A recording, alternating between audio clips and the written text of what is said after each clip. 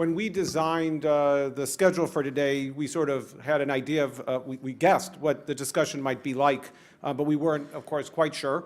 And so I'm going to use this time a little bit differently, and in part, I was happy to let the previous discussion run a little long, because I thought it was incredibly valuable to hear this. So we're sort of at the halftime point of this. Originally, it was thought that I would do some sort of a recap, but I found in the morning as I was writing down all these insightful observations that Francis was leaning over and stealing them from me and putting them in his PowerPoint for tomorrow afternoon. And I thought it was, no, I actually thought it was silly for me to do a halftime recap when he's going to do a recap at the end of tomorrow. So rather than use the time that way, I thought I would do a couple other things. First of all, what we decided we wanted to do is to get a group photo. So we have an NIH photographer. We're going to gather out there right at 4:30. So we're only going to spend 15 minutes in here. It has been a long day, but we thought it would be, this is an important meeting. I think history will show that this is an important meeting. Certainly when my two children are working on this project 10 and 15 and 20 years from now, I want them to have an original photo of the gathering that led to the original blueprint for this. And I actually am being half serious in that. I think this is a historic meeting. So we're going to get a group photo to sort of put it in the NIH history archive. Meanwhile, we also know that many of you are cohorting together tonight in various combinations for dinners. At least we've heard about that, and we know that some of you have dinner plans, and there is a shuttle to take you back to the hotel at 4:45. We don't want to disrupt that, so we want to get you out of here on time. It's also been a long day. So we're going to caucus in here for a little bit, for about 15 minutes. Group photo at 4:30, and then everybody's released so they can get on the bus, those getting on the bus at 4:45. I did want to give a couple numbers that I had heard about. There is a lot of conversation going on outside this room. A lot of people are watching, in the 300s and 400s of video use of watches, and 600. 600 maxed out today, web viewers, and there's like 380 on the WebEx or something like that. What was the number? 1,800 tweets so far, for those who keep those sorts of metrics. So, and there's a lot coming in. Now, interestingly, we started in the morning, I pointed out how we put this parking lot, and we weren't sure if a lot of topics would be listed on there or not. And we haven't written a lot, although the first thing that just came up in the last discussion, which I wrote down, was, it was what Francis's question was. I think it was a great question. I was wondering the same thing, is how do we capture the voice of all the members, quote unquote? We can imagine capturing some of their voices, but how do we get representatives across the full spectrum to help us participate in planning all of this? I think that's a hard problem. But meanwhile, we've definitely been hearing from people submitting through WebEx, submitting through tweets, lots of other ideas. And so maybe through tonight and into tomorrow a little bit, we'll try to synthesize some of the ideas that have come out that other people viewing remotely would like to hear us talk about. And we'll put that up on the list, perhaps. And then tomorrow at the end, near the end of the day, I have an hour of time that I'm going to mediate where we're going to talk about things in the parking lot or other things that haven't come up. So that's sort of the plan. I guess what I thought we could use this 15 minutes for was to really to throw it out to all of you. We are at halftime here, and we've gone through half of the topics that we had planned, or maybe slightly over that. And one of the things I guess I'd like to hear is, number one, anybody who hasn't had a chance to comment, and there's a number of you, feel free to sort of get your voice out. So I want to make sure I will call on people in particular who raise their hand who we've not heard from today. But what have we not, what surprised you? What either have we not touched on that you thought we would have as we went through these topics? Or what surprised you in how it was framed, how the discussion went? And particularly the former, what have we not touched on? I think those of us who organize would like to hear that, because in case there's something that we just didn't realize was important, we didn't get on the agenda, we have some ability to do that. So why don't we start, Tim? Clinical Laboratory Improvement Act and Return of Results. So can somebody write these down? So wait, repeat it again? Return of Results and the Clinical Laboratory Improvement Act. Clinical and CLIA, okay. Richard? I have received a couple of emails from people watching.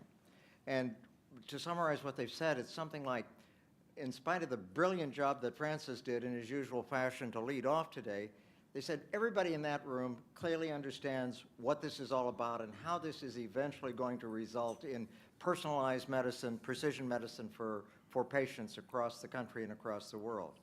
But those of us watching out here see a focus on the details of how to get there, but not, they'd like to hear that goal articulated clearly, strongly, and repeatedly. And it's not been one email, it's been a series of emails along that line. The goal of what we're trying to accomplish? Exactly. Why will 1 million patients do what 50,000 won't do?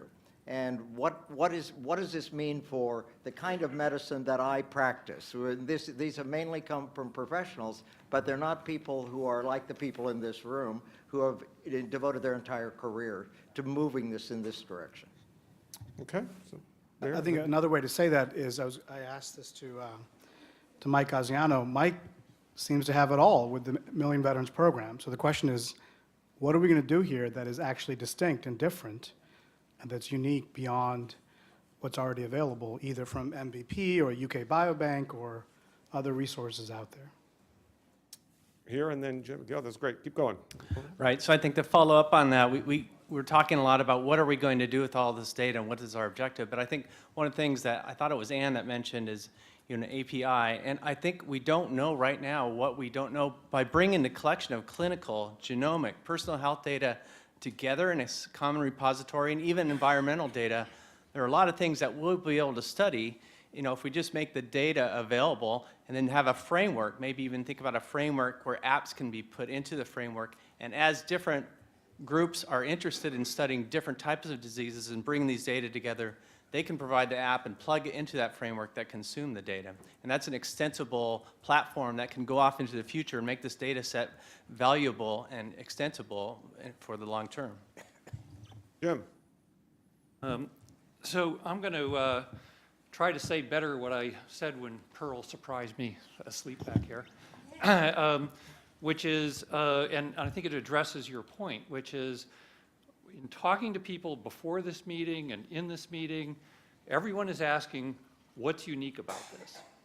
And there's big studies, there's studies with 1 million people, there's studies with the EHR. What's different about this? And I think we're going to have to come up with that. And so I proposed patient engagement as what's unique. But I think we need to sort of get clear in our minds which it is. So Okay. that's a proposal. Although, and I agree with you, Jim, although I actually find that compared to this morning, I think I'm even more ready, and I've been thinking about this for many months quite intensely, I'm even more ready to be creative in describing what's different because I've heard some great ideas throughout the day. So I think maybe it's a matter, we have the substrate, now we got to package it to make it clear so everybody understands it. But I think we can be stating this quite uniquely. Okay, way back. Wow, lots of things. Uh-oh. Wait, go to a neighbor or go to another microphone if your mic is not working. Here we go, DJ. So I think one of the things that we heard about and we know for certain in data science is 80% of the work is just cleaning the data. But one of the things I think in there is, of all these places where the data can reside, is this a federated system? Is this a centralized system? Where does it sit? Where does this go in some of those implementation things? And I think it's very easy just to push those aside and say, oh, we can just solve those later. But if we're not ahead of those problems and have a sense of where they go, the policy and all the other things get extremely complex under implementation. Okay. Over here. So in sort of response to that, I think when you design a study, it's like building a building. And you have to sort of design the rooms and the floors and how you get in and out of that. What we're doing is fundamentally different than architecture. What we're doing is city planning. And we have to think about how we're going to incentivize people to build interesting buildings and create an environment in which people want to live. So I think if we frame the question as a big study, it's going to be very different than if we say we're trying to develop a city plan and the zoning and all those other things that are important. Okay, and then the gentleman right in front. There we go. Oh, it's David. Yeah. Just a narrow comment on Dick's question. How is this different from something that's smaller? I think one thing that has been touched on, but I think we really want to develop really good detail on, is just how important scale is in genomics. Everything that we've experienced makes clear that we just get better and better at doing genomics when we have more and more data. And I really would want to emphasize, I don't want to rehearse population genetic arguments at this time of the day because that would not be wise.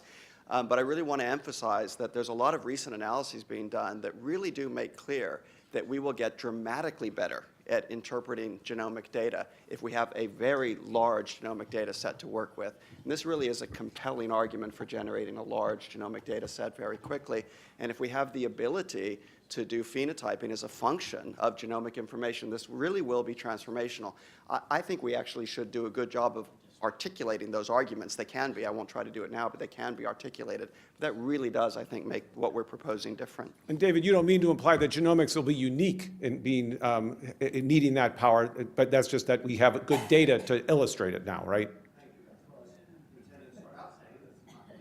Yeah, not uniquely, but highly illustrative based on what we've learned in the past 5 years in particular. Mark, I'm trying to let this room catch up, but they're not. There's just so many hands over there. I appreciate I can't even deal with it. I wanted to just expand a bit on what Second had said earlier in his comments, and referencing eMERGE and some of the tools that have emerged from eMERGE, like PhenoDB and this type of thing.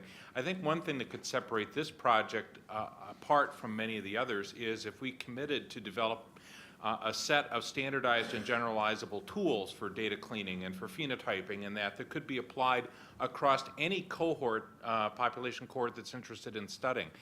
That could be something that could be a relatively early and a strong value add for anybody in the space that's interested in participating.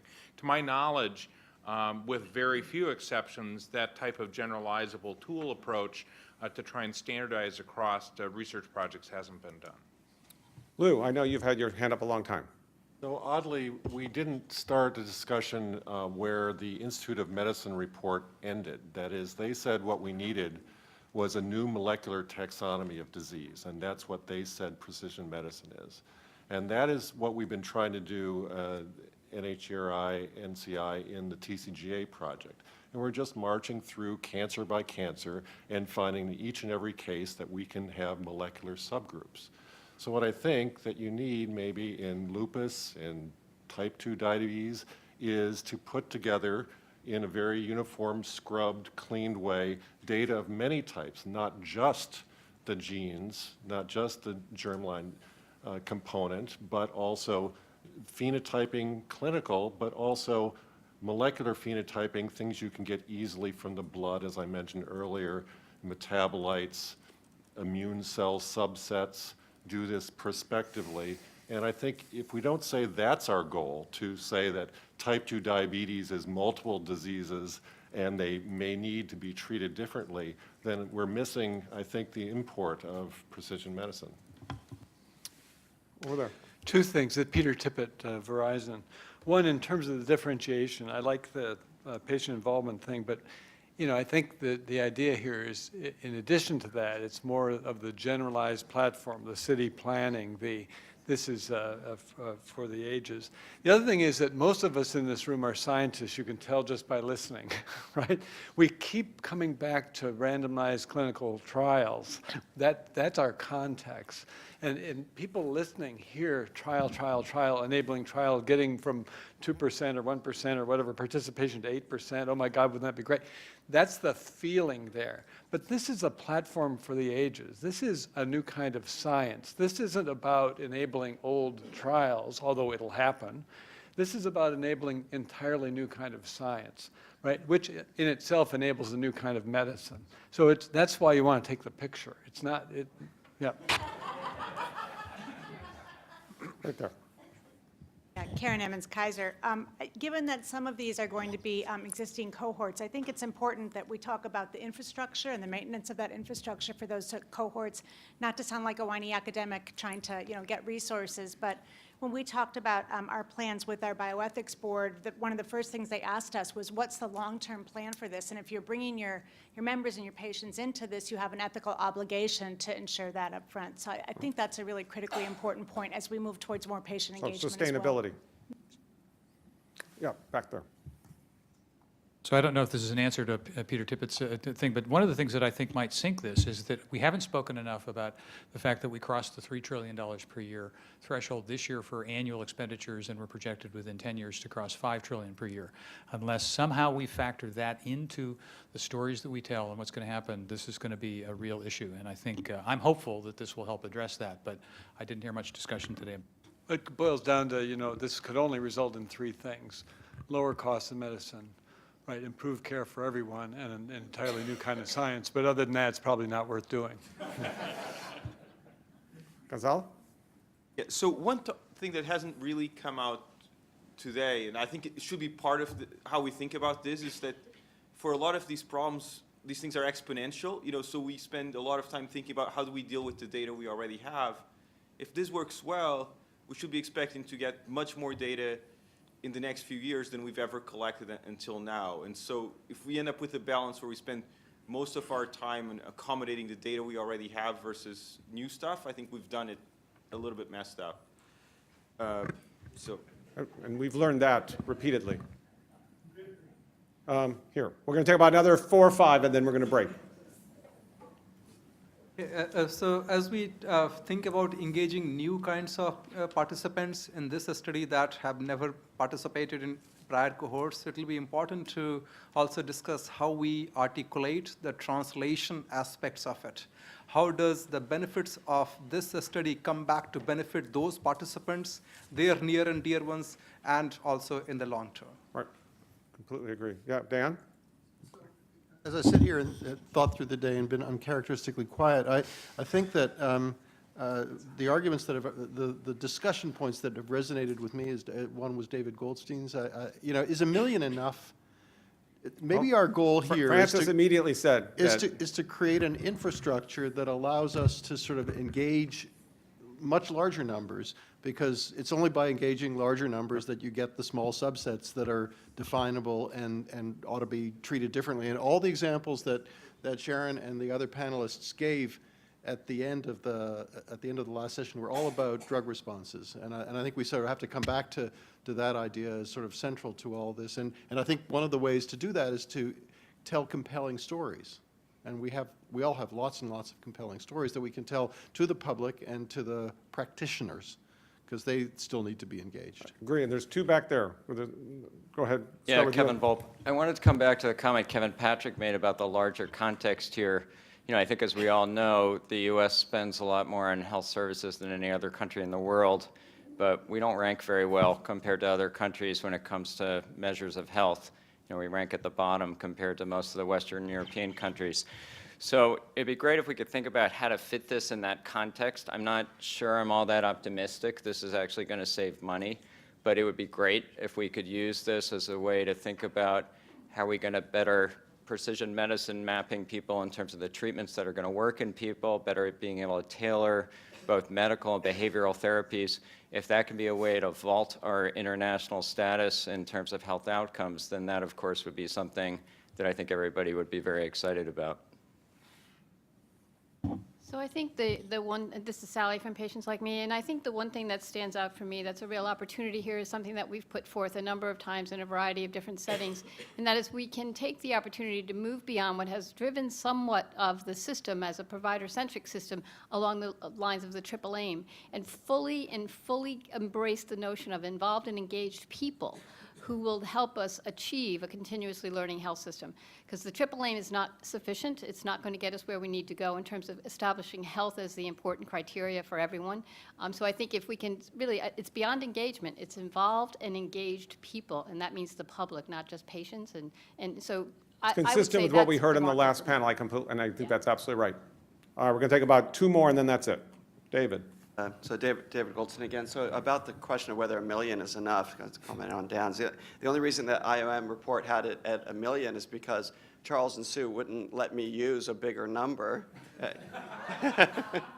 Okay. So I do want to make a serious comment, which is that are getting better and better at interpreting genomes as the number of individuals we've looked at increases, just keeps going on essentially forever because of the importance of learning what does and does not happen normally in the human population. And so I think the way for us to think about this is that we want to start a process that would draw in data from a number of sources and then have it end up being, in fact, of course, substantially bigger. Okay. But it's not all about genomes. Right, no, that's right. It's not all, we're just using the example of genomics because we know a lot about it, all the other data as well. David Kaufman, do you want to say something, or no? Any last comments? Right there. Greg Burke from Wake Forest. I find that the development of a creative new platform is incredibly exciting. But one of the things, as you build a new city, you want to talk to the architects who have built the previous city. And I think it's important for us as we move down this path that we think about how we leverage a lot of the things that we know are going on. The UK Biobank is a classic example. The Million Veterans Project is a classic example. The PCORI work trying to come up with a way to develop large networks. I think as we go down this path, I'd like us to spend a little more time thinking about how we leverage on that, which actually will result in a platform that's much larger than we can probably do with regards to the taxpayers' interest at this point in time. Completely agree. You heard from them today. There's at least 2 examples sitting there in the second row, and we have every intention of continuing to leverage what they've learned. So I applaud all of you. That was fantastic in rapid form. We got lots of additional ideas out there. We've got these cataloged. We will continue this discussion tomorrow. This has been an incredibly stimulating day, as we knew it was going to be. Let we just keep the energy, so everybody go have fun tonight and go geek out on whatever levels you're going to geek out on. And because we have another day of this, and I expect the energy level is going to be just as exciting tomorrow. So if we could all be very efficient so we can finish, is everyone just go out in the lobby. There's a stairwell leading up. We're going to put you at the base of the stairwell. Photographer's going to take a picture, and then everybody's done. So. And then we start tomorrow at 8:30 promptly. So everybody in the lobby now, 8:30 tomorrow morning. Thank you very much.